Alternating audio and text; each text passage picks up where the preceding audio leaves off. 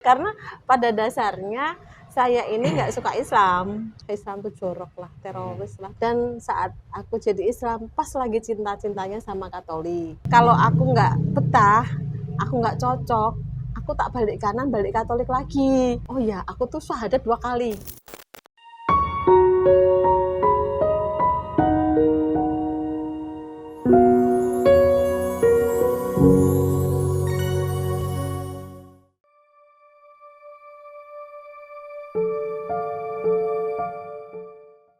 Assalamualaikum warahmatullahi wabarakatuh. Kembali lagi dengan kami, Wakaf TV. Dan hari ini kami sedang berada di Semarang.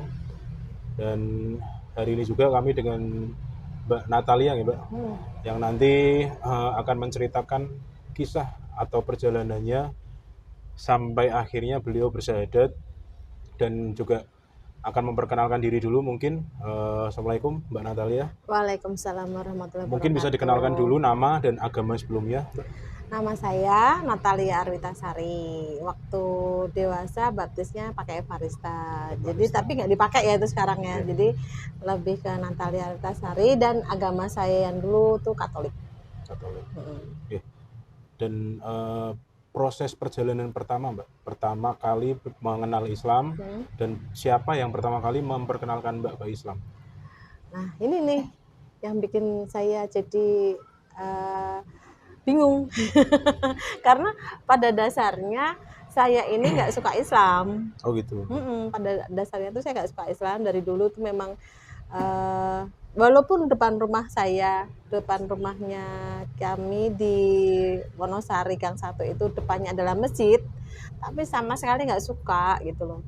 Jadi image-nya tentang Islam tuh saat itu tuh nggak bagus. Pokoknya Islam tuh jorok lah, teroris lah, garis keras lah, pokoknya nggak asik lah gitu loh. Setiap kali kita nonton TV tiba-tiba azan, apalagi maghrib itu kan mengganggu ya, lagi seru-serunya nonton TV ya, acaranya bagus-bagus azan gitu kan, jadi nggak enak gitu.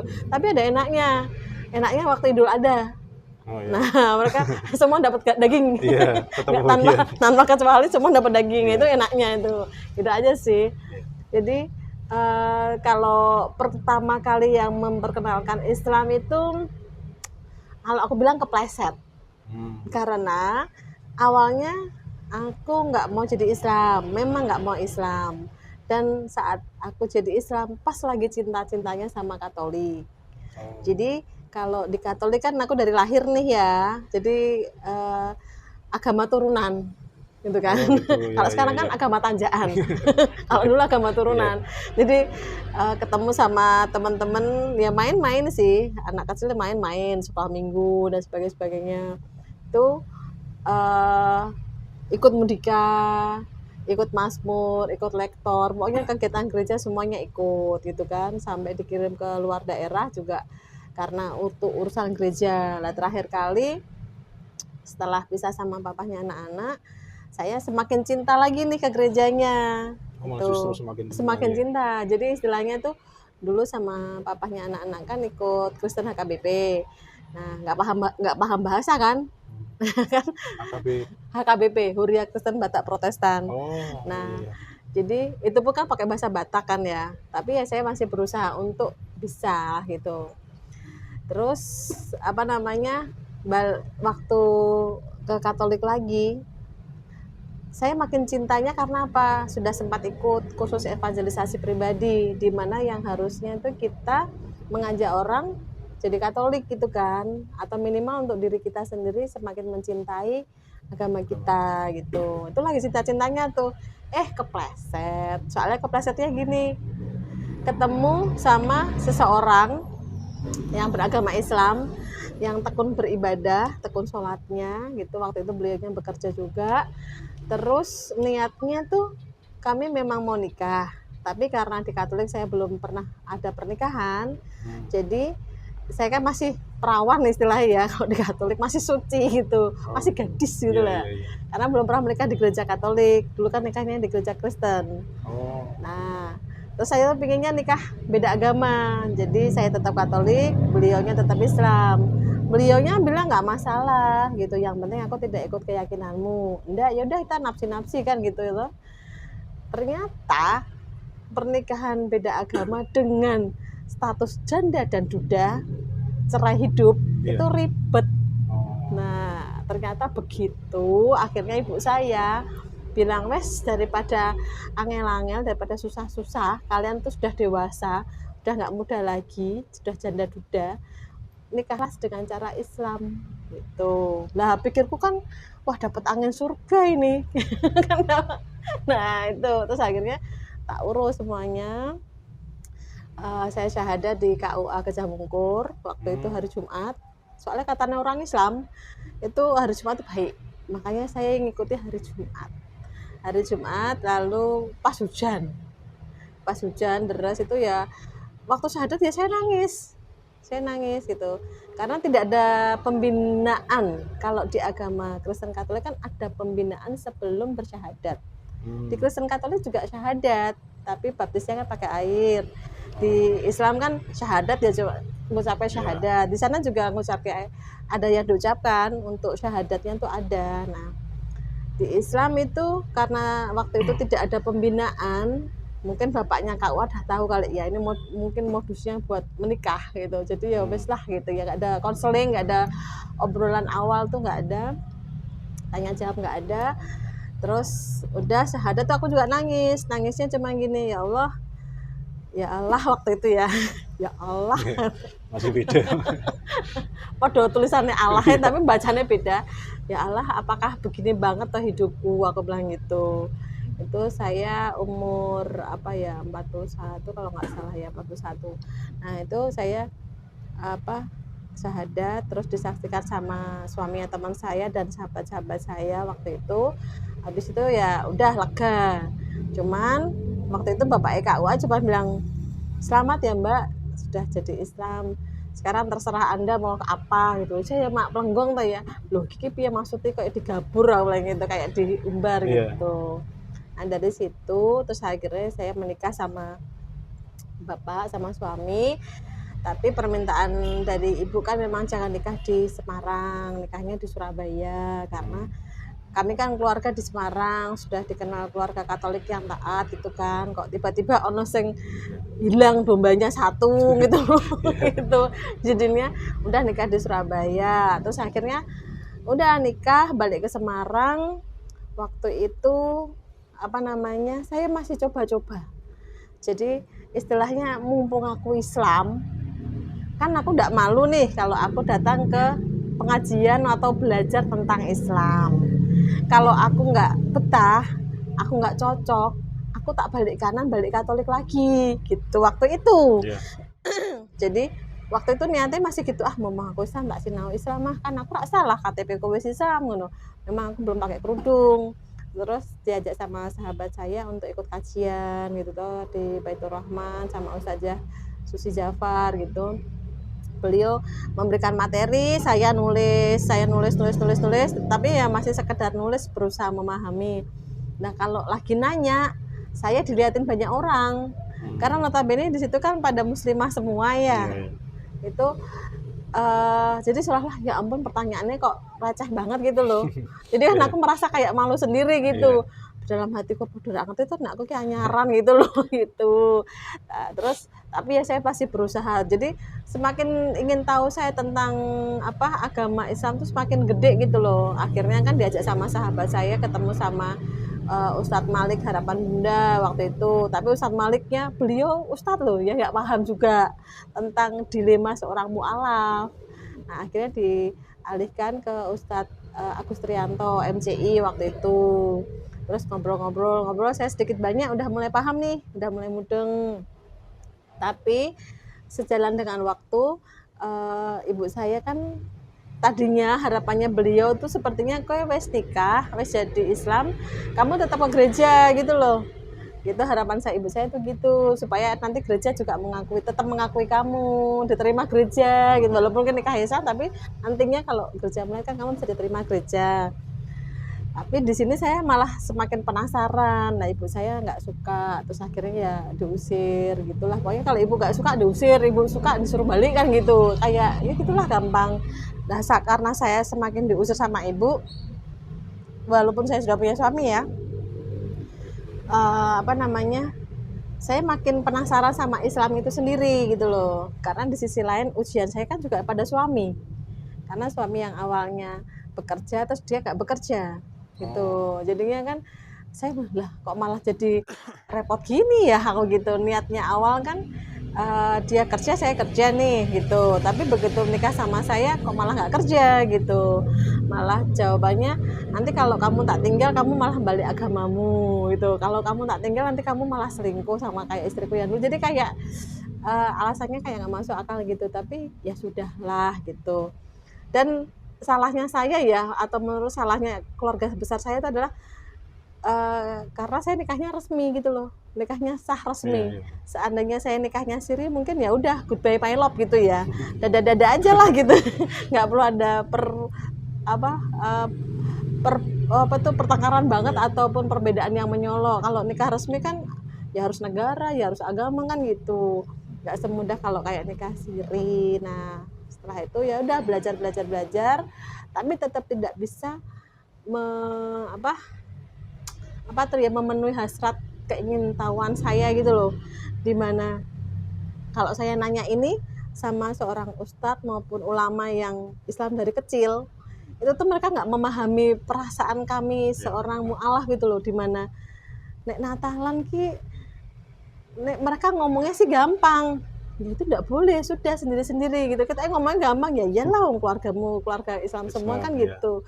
Sedangkan kami kan di sini tuh bergejolak gitu loh. Waduh, di sisi lain tuh mereka keluargaku, di sisi lain aku harus mengikuti sama syariatku sekarang gitu kan. Dulu tuh istilahnya emosi dan marah itu, sampai akhirnya ketemu sama SMI yang Sekolah Mu'alaf Indonesia yang betul-betul komunitasnya tuh isinya hanya mu'alaf gitu loh.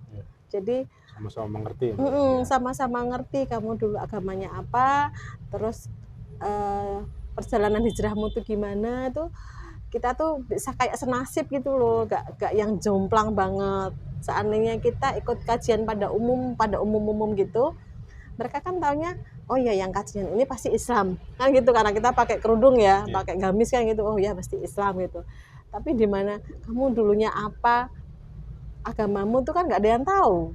Nah ya kalau kita kumpul sesama mu'alaf kan baru kita tahu, oh dulu agamamu apa, kok kamu bisa gitu, kita nyambung gitu loh, terus keluargamu gimana, terus kita bisa saling nguatin gitu. Makanya kenapa sampai sekarang saya concernnya, fokusnya hanya di Sekolah Mu'alaf Indonesia ini. Jadi orang-orang juga amazing gitu kan, maksudnya gini, hah ada tuh sekolah mu'alaf gitu.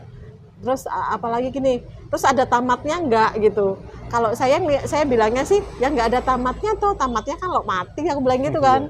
Cuman tingkat pengetahuannya tuh loh, keilmuannya kan beda. Jadi misalnya yang dulu kita mungkin hanya datang kajian yang di umum itu kan datang kajian diem, dengerin dengan wajah yang flat, pandangan kosong, tiba-tiba pulang dapat snack gitu loh.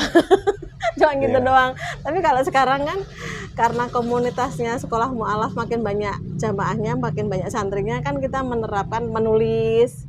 Yang minimal tuh kamu tuh melihat gurumu, mendengarkan gurumu tuh kamu entah pikiran kemana atau sambil apa, yang penting kamu sambil itu ada yang tercatat gitu. Itu.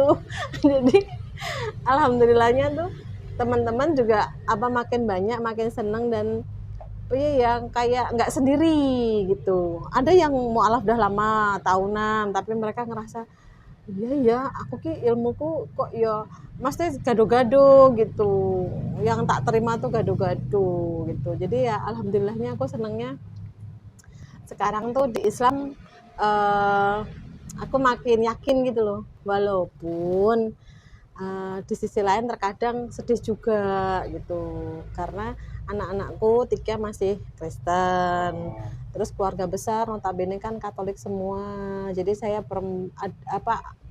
di keluarganya ibu tuh saya perempuan satu-satunya dan Islam sendiri gitu, dimana punya pendamping juga yang nggak sesuai syariat, nggak profesional gitu loh istilahnya. Nih orang teman-teman Katolik tuh benar-benar salah dewe sudah jatuh tertimpa tangga dia bilang gitu. Itu jadi tapi kalau dulu sih mungkin emosi ya, dulu di ecek-ecek kan, hah syukurin lu Nat, kamu tuh nanti dipoligami. Jadi image-nya orang Iya. kan di sana nih, nanti kamu dipoligami lu, nanti kamu gini gitu loh. Makanya dijelek-jelekin soal anak Islamnya gitu loh. Tapi kan aku berusaha, aku tetap Natalia yang dulu, cuman sekarang aku udah nggak bisa makan babi. Terus aku udah sekarang kalau pakai kerudung supaya identitasku tuh jelas.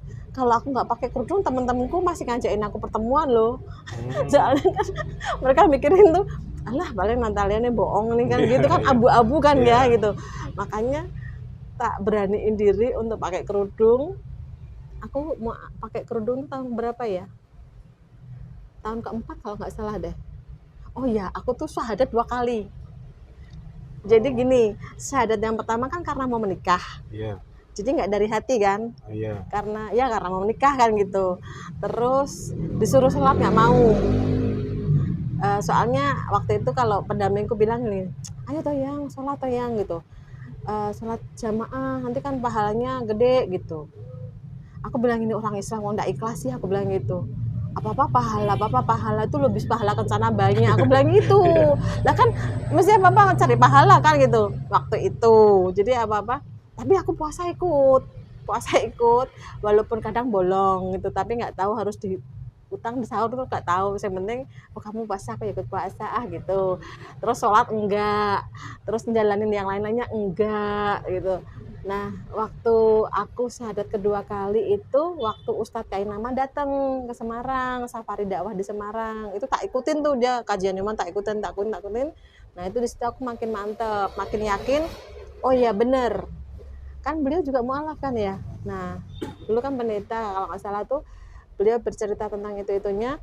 Akhirnya, oh iya bener, aku yakin apa ini pilihanku, ini sekarang keputusanku, jadi aku mantap jadi Islam. Di situ aku syahadat lagi, tapi syahadat dengan kesadaranku untuk belajar Islam Islam, iya. sungguh-sungguh. Nah setelah itu aku baru benar-benar gitu. Jadinya ya alhamdulillah sih sampai sekarang, eh, apa namanya, jadi Islamnya. Terus harapannya sih karena makin paham tentang Islam, harapannya sih banyak orang yang berpikir cerdas tentang Islam itu sendiri apa. Karena kalau di agama yang terdahulu itu kan kita cuman dogma Iya, dan doktrin. Jadi kalau suruh jelasin apa itu Tritunggal Maha Kudus ya mereka cuman ya itulah itu gitu. iya, iya. Imanin aja lah gitu. Terus masalah apa namanya, kenapa kita patokannya hanya sama ini gitu. Bahkan tentang em, berdoa di depan patung pun waktu itu kan ya kita hanya seolah-olah menghambakan, bukan menghambakan sih, seolah-olah kita mengumamakan kita lagi bicara sama, waktu itu saya menganggapnya Tuhan ya, Tuhan. Tuhan kita gitu ya. Iya, Gitu.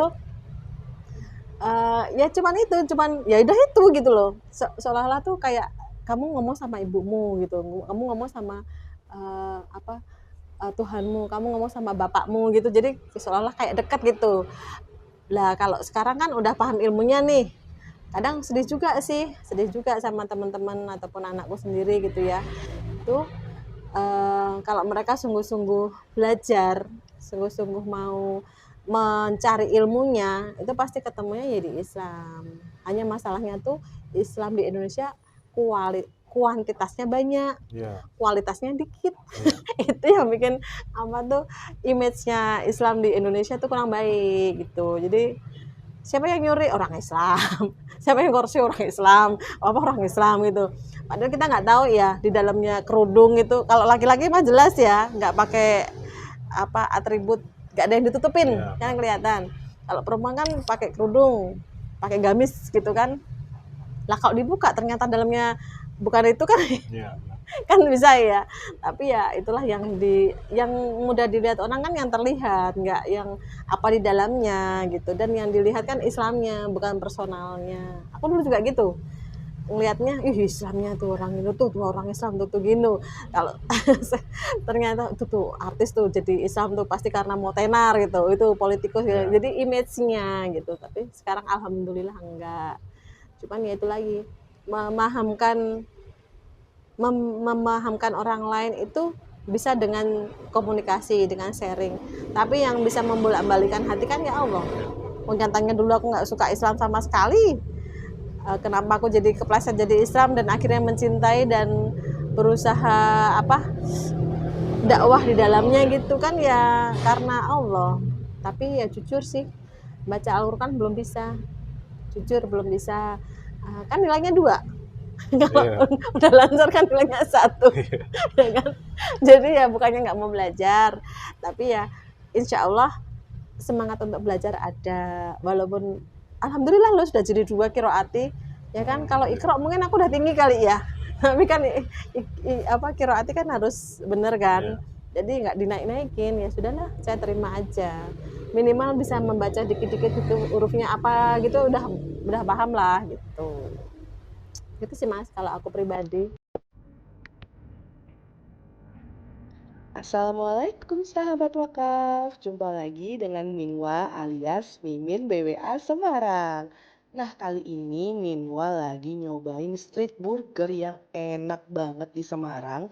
Namanya Burger Huis. Yang penting sih di sini tuh ya, ini tuh 100% ground meat, no pork dan no lard. Jadi kalau kalian beli di sini nggak usah khawatir, dijamin 100% halal. Kalian bisa lihat sendiri ya, cara pembuatan burgernya juga bersih dan bahan-bahannya berkualitas sekali. Dan pilihan burgernya bervariasi. Tim BWA mencoba 2 menu, yaitu extra cheese burger dan mozzarella burger. Lokasinya ada di Jalan Atmodirono 1, nomor 7, Kelurahan Wonogiri, Semarang Selatan. Oh iya, yang pasti sahabat tahu nih, kalau kalian beli burger di sini, sama saja berdonasi untuk program wakaf air bersih di daerah Kulon Progo, Yogyakarta. Nah, ini adalah program BWA yang didukung oleh Burger Quiz. Masya Allah banget ya Burger Quiz. Udah diajak makan enak dan diajak juga beramal jariah loh konsumennya. Yuk, tunggu apa lagi? Langsung mampir ke outlet Burger Quiz ya. Assalamualaikum.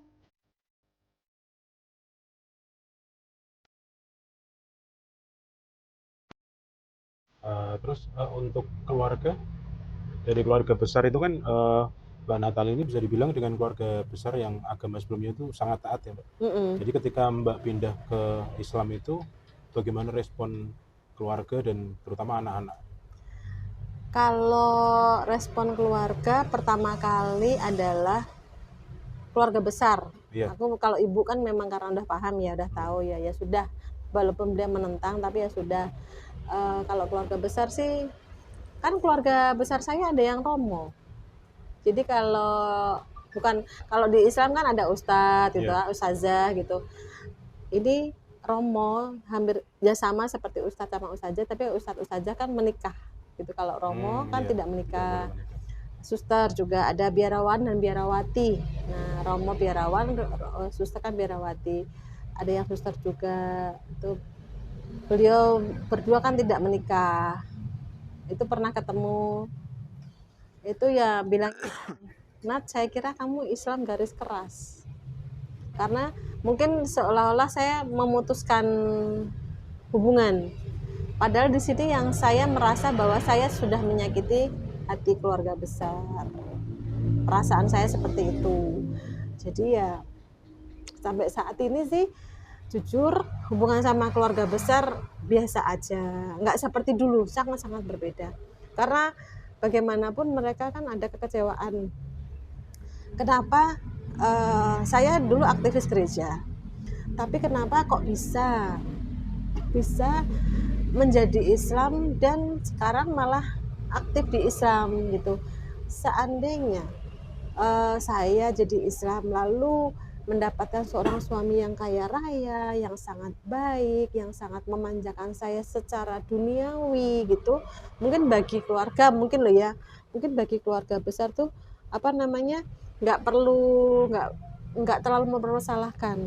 Mungkin mikirnya mereka gini, oh ya kok enggak apa-apa Natalia jadi Islam, kan dicukupin semuanya gitu, secara duniawi terlihat makmur, terlihat sukses. Jadi mungkin bagi keluarga tidak terlalu bermasalah. Dan mungkin kalaupun saya kondisi seperti itu saya tidak akan belajar banyak tentang Islam. Ya sudah, saya jadi Islam sewajarnya aja karena permintaan keluarga, bukan permintaan sih, secara tersuratnya tuh mereka kurang kurang suka kalau saya pakai kerudung, kurang nyaman lah. Saya Berarti bilang lebih dari luarnya ya, Mbak? mungkin ya udahlah kamu Islam biasa aja gitu loh, nggak usah Iya. Islam yang fanatik. Jadi Iya. keluarga besar saya tuh melihatnya saya adalah Islam fanatik, di mana saya berhijab, di mana saya pakai gamis, di mana saya mulai menjaga sikap ya. Itu apa namanya, bagi keluarga besar saya tuh fanatik. Sedangkan anak saya, kalau yang nomor satu, saya yakin sampai saat ini masih merasa tersakiti. Kenapa mamahnya menjadi seorang Islam? Mama mau menikah lagi boleh, tapi kenapa harus Islam? Itu bagi anak saya yang nomor satu. Sedangkan anak saya nomor dua maupun anak saya nomor tiga lebih ke terserah lah, terserah mama lah gitu. Yang penting mama jangan memaksakan keyakinan mama sekarang kepada kami. Ya sedikit banyak sih saya memberikan pendidikan kepada ibu saya maupun kepada anak saya. Jadi saya memberikan alasan yang logis. Bu ataupun anak-anak, bang, adik gitu, kenapa mama tetap Islam? Itu karena mama sudah belajar, jadi mama sekarang yakin dan mantap dengan Islam. Karena apa? Yesus itu kan di agama kita yang dulu tuh, Yesus itu siapa? Yesus itu ya utusan Tomah gitu. Oh ya bagus, saya bilang gitu. Yesus bukan Tuhan ya, bagus, saya bilang gitu. Terus Yesus itu ngajarin apa, bilang gitu. Ya ngajarin kebaikan Tomah, kasih sayang, saling memaafkan gitu. Pokoknya ajaran yang baik, namanya juga Nabi utusan Allah ya. Oke, terus Yesus ngajarin kalau masuk rumah ibadah gimana, saya bilang gitu. Kan ada di Alkitab tuh, di Injil sekarang saya ngomongnya bukan Alkitab ya, Injil, soalnya hanya 4, sedangkan yang perjanjian lama kan Taurat ya. Itu mengajarkan apa? Masuk rumah ibadah, lepaskanlah kasutmu dan bersucikanlah dirimu. Itu artinya bukan kita kalau di Katolik pakai tanda salib, enggak, pakai air terus pakai tanda salib, enggak, tapi lebih dari itu, nggak bilang itu, yaitu melepaskan sepatu, melepaskan alas kaki, dan kita menyucikan diri. Lah, yang menyucikan diri itu siapa? Aku bilang gitu. Wudu, ya bilang gitu. Itu siapa? Islam, aku bilang gitu. Mereka ya aja sih gitu. Terus ini lagi, Yesus waktu mati itu diapain? Aku bilang gitu. Ya disalib mah gitu. Ya habis disalib, aku bilang gitu toh. Habis disalib dimasukkan ke lubang, ke gua gitu. Ya betul, oke. Lah waktu dimasukkan ke dalam gua, aku bilang gitu. Pakainya apa? Kain toh mah. Lah itu pakai kain yang dililitkan ke dalam tubuhnya tanpa dijahit kan, aku bilang itu kan kainnya di kayak model mumi gitu, jadi model kain tanpa dijahit gitu kan, dibelebet-belebet gitu. Lah yang mati pakai kain dibelebet-belebet tuh siapa, aku bilang gitu. Kan cuma Islam, aku bilang gitu.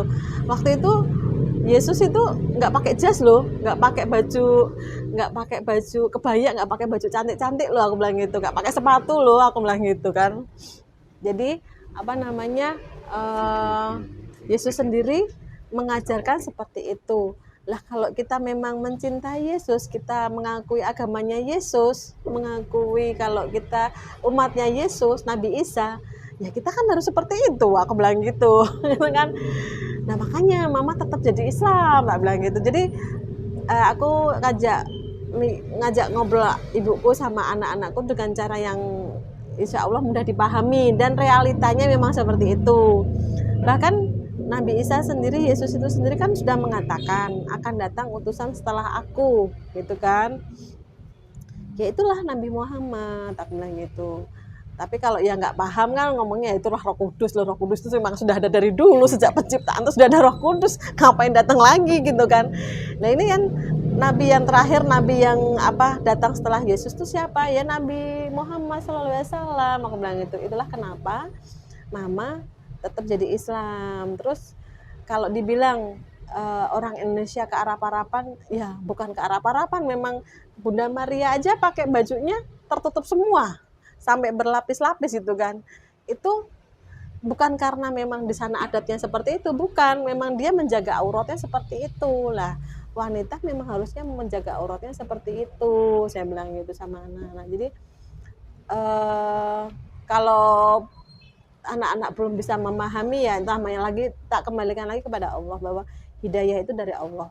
Kita hanya bisa menyampaikan kebenarannya, bisa menyampaikan realitanya, bahwa agama yang terakhir dan agama yang diakui itu hanya Islam gitu.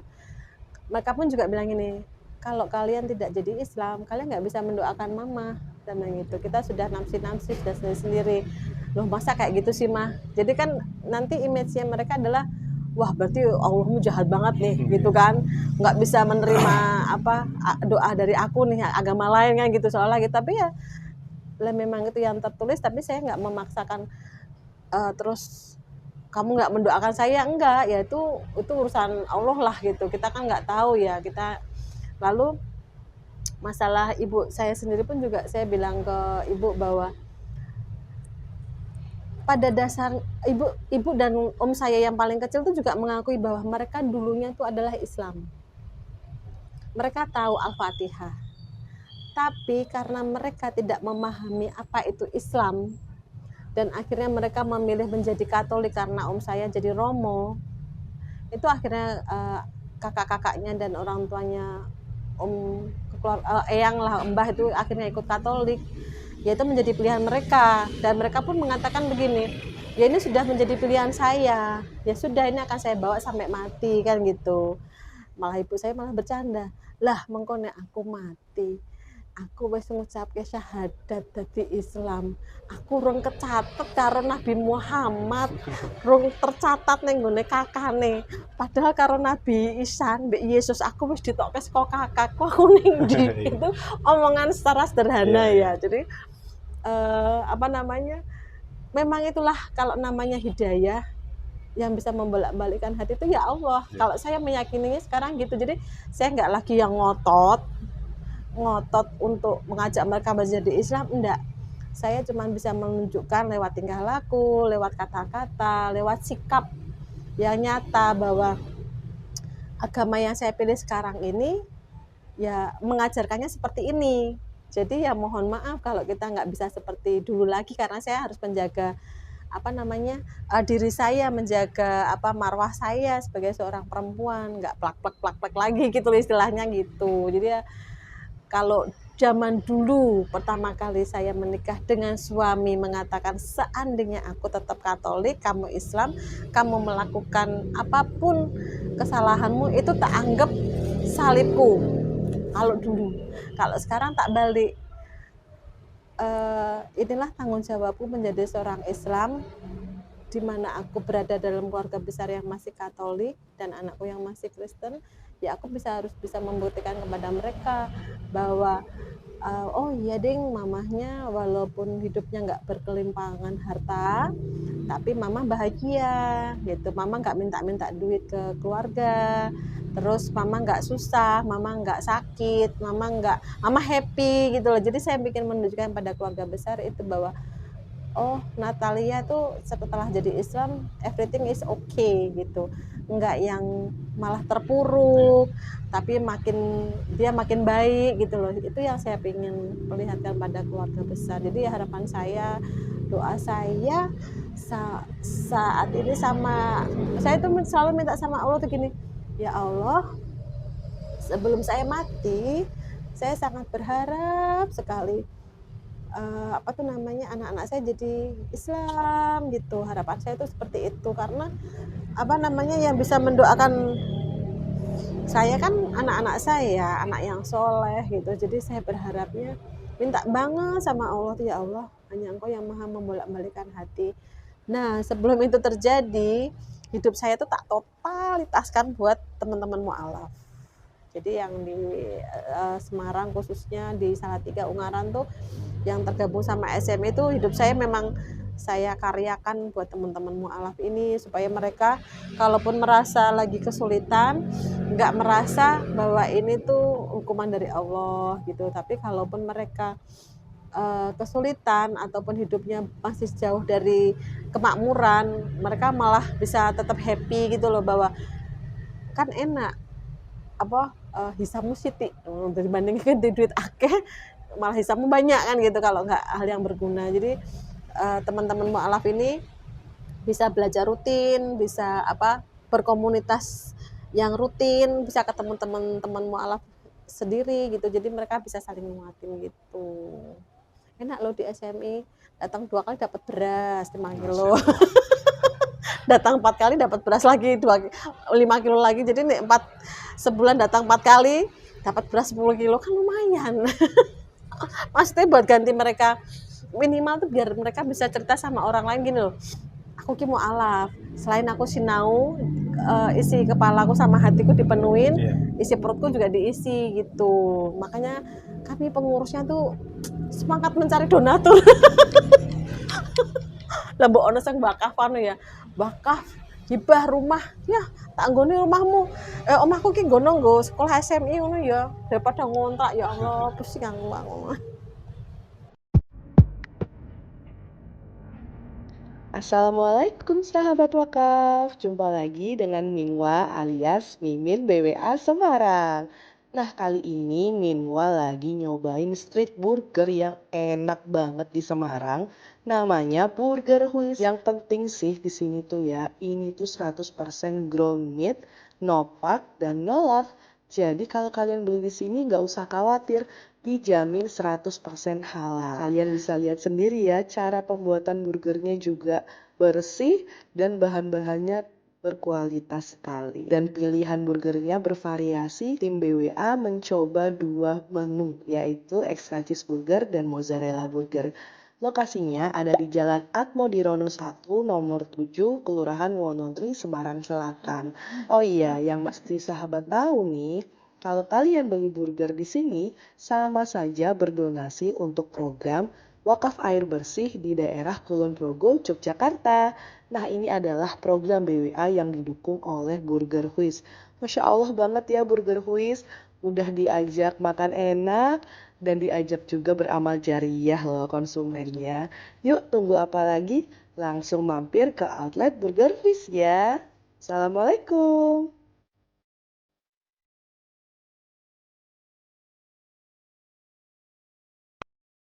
Ya, jadi itu cerita dari Mbak Natalia ya. Jadi dengan perjalanannya dari awal sampai mengenal Islam, itu kan dulu Mbak Natalia itu yang tadi dengan sebut sangat benci dengan Islam, bisa dibilang seperti itu ya Mbak.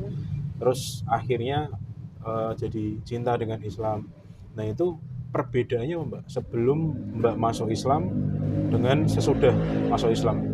Jadi apa yang dirasakan atau ada perbedaan dari agama sebelumnya dengan sekarang itu? Kalau agamanya sebelumnya sih, ya saya seneng, saya bisa merasakan kedamaian, saya bisa merasakan kedekatan sama Allah ya, Allah gitu, yang disebut Bapak itu. Hanya di agama yang dulu itu kekurangannya adalah penipuannya itu loh. Seandainya itu benar-benar agamanya Nabi Isa, Yesus, itu kan mereka pasti juga paham ya. Kalau ujung-ujungnya juga Islam gitu loh maksudku. Tapi kan banyak penyelewengan, banyak kebohongan gitu. Tapi di agama dulu tuh saya juga fine-fine aja, sama teman baik, sampai sekarang sama teman-teman yang dulu juga baik, juga nggak ada masalah gitu loh. Enak aja, nyaman, damai. Nah, kalau yang dulu saya masih ada orientasi ke duniawian gitu loh. Karena ibaratnya gini, melakukan dosa kan udah ditebus dosanya sama itu yang di kayu salib kan gitu ya. Gitu, jadi seolah-olah ngentengke dosa, ngentengke kesalahan. Karena ujung-ujungnya nanti aku masuk surga kok karena dosaku udah ditebus kan gitu. Nah, kalau di Islam ini saya ngerasanya tuh bahwa lebih damai. Kalau kemarin kan damai ya, ini lebih damai gitu, lebih asik aja. lebih pasrah, lebih meyakini bahwa Allah tuh nggak bakal meninggalkan kita. Terus aku nggak hidup berkelimangan harta seperti yang dulu. Aku juga nggak masalah, kan waktu aku Katolik tuh gampang banget cari duit, bos. Ya Allah, astagfirullahaladzim. Zaman dulu tuh eh, gampang banget punya duit, mau beli apa aja gampang, mau kemana aja gampang, mau apa aja enak gitu loh. Ya itu karena gak ada batasannya itu, Iya. jadinya asik-asik aja. Terus semuanya gampang, isi come isi go gitu. Lah kalau begitu di Islam memang ujian saya, ekonomi saya dibalik 180 derajat. Waktu itu ya marah gitu loh, ya itu tadi sudah jatuh tertimpa tangga. Tapi setelah belajar, apa tuh namanya, lebih enak ternyata. Dengan hal itu menghapus apa hal-hal yang buruk zaman lalu tuh dihapus, dibersihin lah, istilahnya kayak tsunami itu dibersihin, nanti bangun baru gitu loh. Jadi yang tak rasain sekarang adalah saya merasakan bahwa hidupku totalitas buat Allah gitu loh. Dimana apa namanya, kalau kita yakin bahwa Allah yang menggerakkan segala sesuatunya, tanpa izin Allah hal itu tidak akan terjadi.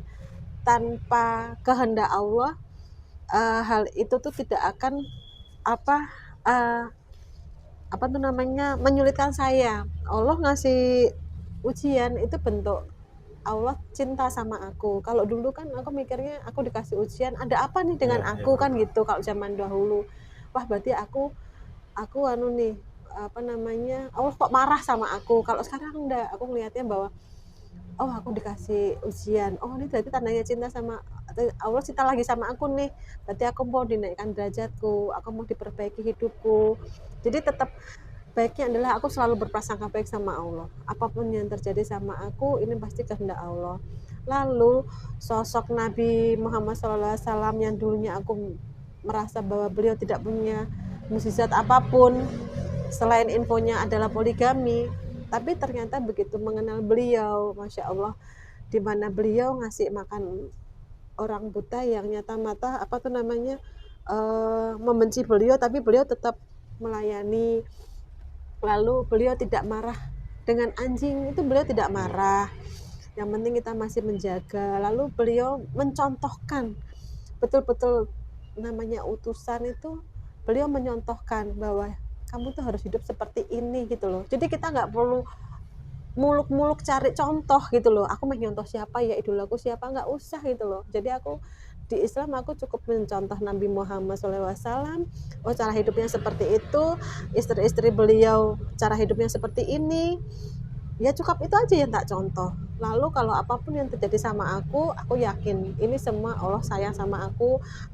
Tugasku hanya cukup aku sholat, aku taat, aku patuh sama aturannya Allah, sama syariatnya Allah, semua akan baik-baik aja. Itu yang aku rasakan. Dan yang paling penting, betapa nikmat kita menutup aurat itu loh. Mungkin tidak bisa sempurna, dalam arti ya karena masih ada keterbatasan sesuai apa, entah pekerjaan atau apalah, atau situasi keluarga di mana kita nggak bisa harus menutup sempurna secara syar'i misalnya gitu, tapi minimal sekarang sudah nyaman. Kalaupun melihat orang lain yang masih berpakaian belum sempurna, ya kita bisanya cuman mendoakan, cuman bisa astagfirullah, karena yang membuat mereka celaka kan yang mereka sendiri gitu. Sedangkan kita sudah menjaga badan kita aja masih sering celaka, apalagi yang tidak menjaga badan. Kalau mereka paham ilmunya, permen dibungkus apa plastik ataupun lemper dibungkus bolak-balik, arem-arem dibungkus banyak. Kalau mereka berpikir iya seperti itu aja dibungkus, kalau nggak dibungkus apa masih mau dimakan, kan seolah-olah seperti itu. Jadi saya betul-betul merasakan kedamaian, betul-betul merasakan bahwa pasrah gitu loh, pasrah sama Allah. Dulu khawatir tentang anak-anak besok saya gimana, sekarang enggak. Insya Allah apapun yang terjadi sudah diatur sama Allah. Kalaupun saya mati sekarang berarti memang anak-anak sudah ada jatahnya sendiri. Kalaupun saya nggak dikasih harta waris sama keluarga, memang itu sudah apa hukumnya seperti itu, ya sudah. Jadi saya nggak mau yang muluk-muluk emosi lagi, marah-marah lagi. Ya itulah juga yang saya hadapkan sama teman-teman di SMI itu. Saya juga mengharapnya gitu, kalian sudah belajar, guru-guru kita semuanya baik, guru-guru kita keilmuannya luar biasa, itu dicontoh, jangan cuma didengar lalu nggak diingat ataupun jangan-jangan nggak diamalkan. Kamu dengar, kamu tulis, kamu simpan dalam hati dan amalkan walaupun dikit-dikit. Jadi harapannya teman-teman saat belajar di SMI nggak akan berubah belajar dimanapun, dan mereka bisa ngasih contoh. Harapan saya seperti itu, karena itu lagi Mas, anak saya saat ini belum bisa mendoakan saya belum bisa berharap banyak sama anak saya. Makanya saya hanya berharap punya teman banyak, punya saudara baru yang banyak, yang saat saya mati minimal mereka tuh inget, oh iya Mbak Nat udah mati nih, udah gak ada sama kita, yuk kita doain. Itu aja harapan saya gitu, dan itu minimal bisa melunakkan hati Allah gitu loh.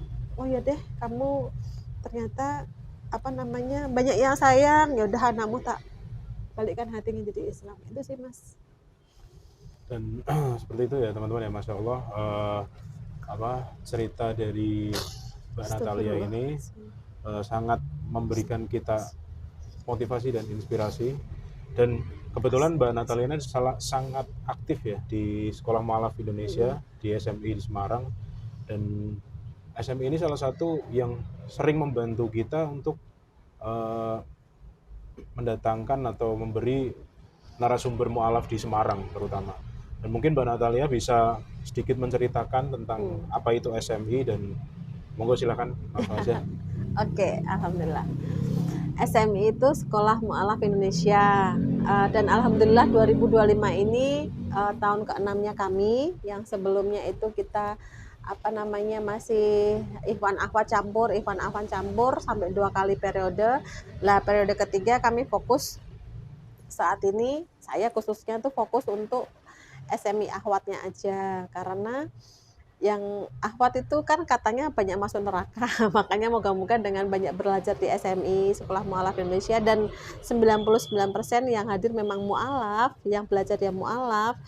Kenapa saya bilang tetap mereka mu'alaf? Karena kalau boleh dibilang kami itu Islamnya kan tanjaan, bukan Islam turunan. Islam tanjaan itu diiris darahnya tuh masih ada daging babinya. Nggak bisa hilang gitu kan, mau disedot kayak apa ya tetap masih ada daging babinya. Tapi ya itulah kenapa. Lalu kalau dibilang kami mendapatkan hidayah kan rata-rata di usia yang sudah dewasa. Jadi berharap banget sama Bapak Ibu donatur di luar sana agar support kami Sekolah Mu'alaf Indonesia makin bermanfaat untuk teman-teman mu'alaf di luaran sana, khususnya Semarang, Salatiga, dan Kabupaten Semarang yaitu Ungaran. Berikan donatur, karena kami belum punya gedung sendiri, rumah sendiri, kami masih sering kontrak. Jadi tiap tahun kontrakan mahal, dan kebutuhan akan beras untuk teman-teman mu'alaf kami itu makin lama makin banyak. Itu sih Mas. Nanti mungkin buat saudara-saudara dan teman-teman di luar sana yang mau membantu langsung bisa ya Mbak ya, nanti Bisa. lewat kontak dari Mbak Natalia, atau kemarin kita sudah di video sebelumnya sudah dengan Koriko juga sudah. Ada rekeningnya kok. Ya. Ya teman-teman, jadi seperti itu sahabat Wakif dimanapun sahabat menonton. Jadi seperti itulah tadi cerita dari Mbak Natalia dengan perjalanan hidupnya yang sangat luar biasa untuk mengenal, dan bahkan sebelumnya tadi sempat beliau katakan beliau sangat benci dengan Islam, sangat kurang nyaman dengan Islam, sampai akhirnya Allah memberikan hidayah yang sangat luar biasa, dan sekarang beliau mencintai Islam dengan sungguh-sungguh. Bahkan waktunya itu semua di ini ya Mbak, untuk Sekolah Mu'alaf Indonesia lah, untuk membantu, dan di mana itu masih dalam jalan membantu agama Allah Subhanahu wa taala. Mungkin teman-teman seperti itu ceritanya tadi, dan semoga teman-teman semua sahabat Wakif dimanapun Anda berada, semoga dengan menonton video ini bisa memberikan motivasi atau memberikan suatu pencerahan bagi kita semua, yang apalagi bagi kita semua yang Muslim atau Islam dari lahir, kita bisa mencontoh atau meniru dari cerita-cerita yang kami sajikan dari para mualaf yang ada di video Wakaf TV ini. Demikian sahabat Wakaf dari Semarang. Sebelum mengakhiri video ini, sahabat Wakaf bisa subscribe, like, comment, and share video Wakaf TV ke saudara-saudara kita Muslim atau sahabat-sahabat di luar sana, supaya kita terus membuat video yang berhubungan dengan mu'alaf. Assalamualaikum warahmatullahi wabarakatuh. Waalaikumsalam warahmatullahi Jadi salah satu hambatan di jalannya, ya ini nih. Nah ini salah satu.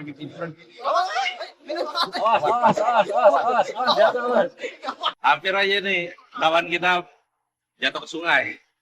Jadi memang salah satu hambatan kita itu kalau masuk ke pedalaman ya seperti ini salah satunya. Belum lagi kayu-kayu itu pada muncul dari dasar sungai. Jadi memang perlu kehati-hatian dan tingkat risikonya juga tinggi, besar ya.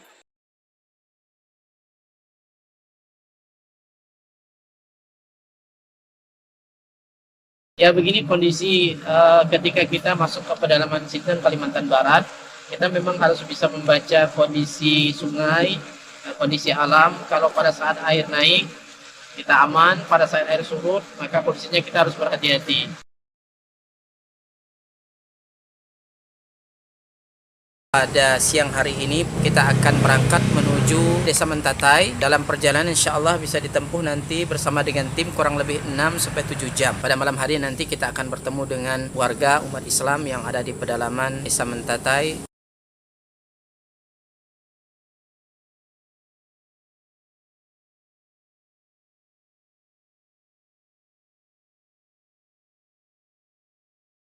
Alhamdulillah sudah kurang lebih 600 mu'alaf yang masuk Islam dengan asbab dakwah ini. Dan tentunya ini tidak hanya sebatas mereka memeluk Islam, tetapi masih banyak PR-PR yang harus kita selesaikan. Dalam hal ini kami membina mereka membutuhkan Al-Quran untuk kita sampaikan kepada mereka yang menjadi sarana mereka dekat dengan Allah Subhanahu wa Ta'ala.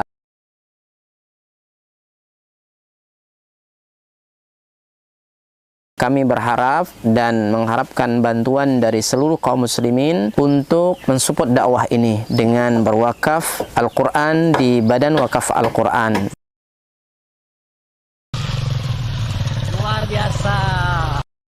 Kaum muslimin yang dicintai oleh Allah Subhanahu wa Ta'ala, perlu kita ketahui bahwa pondok ini sangat dibutuhkan karena memang di sini sangat minim akan bahkan mungkin bukan lagi dikatakan minim, memang tidak ada lembaga semacam pondok pesantren yang berdiri di Desa Nangat Tempunak ini. Yang kedua adalah kerusakan akidah ya, jadi di sini jika tidak ada pesantren ini rusaknya luar biasa, apalagi memang pemurtatan sangat kuat di Desa Nangat Tempunak ini. Jadi memang misionaris itu masuk kemari itu dengan materi yang kuat ya, dengan iming-iming yang kuat. Dengan adanya pondok pesantren ini mengkader anak-anak para mu'alaf ya dari suku Dayak yang berasal dari pedalaman ini sangat mudah. Jika mereka sudah belajar agama, kemudian mereka sudah paham dengan agama dan mereka sudah hafal Quran, mereka akan kita kembalikan ke kampung-kampung mereka.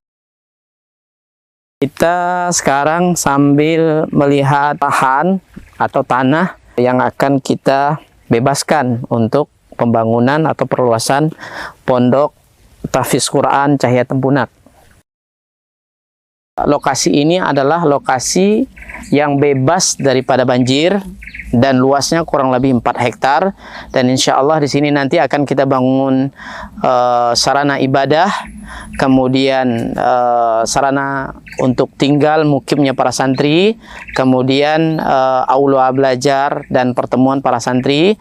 Dengan demikian ini akan membantu dakwah dan memaksimalkan dakwah di pelosok pedalaman Sintang Kalimantan Barat. Kami mengajak kepada seluruh kaum muslimin untuk mensupport, membantu dakwah ini dengan menyiapkan donasi dan wakaf terbaik melalui Badan Wakaf Al-Quran, dan semoga apa yang kita korbankan di jalan Allah SWT, harta kita lelahnya kita semua akan Allah berikan ganti dengan ganti yang lebih baik, kemudian diberikan balasan dengan balasan yang terbaik. Dan kami mendoakan semoga antum semua dijaga oleh Allah Subhanahu wa taala dari seluruh musibah baik dunia maupun akhirat. Barakallahu fikum. Assalamualaikum warahmatullahi wabarakatuh.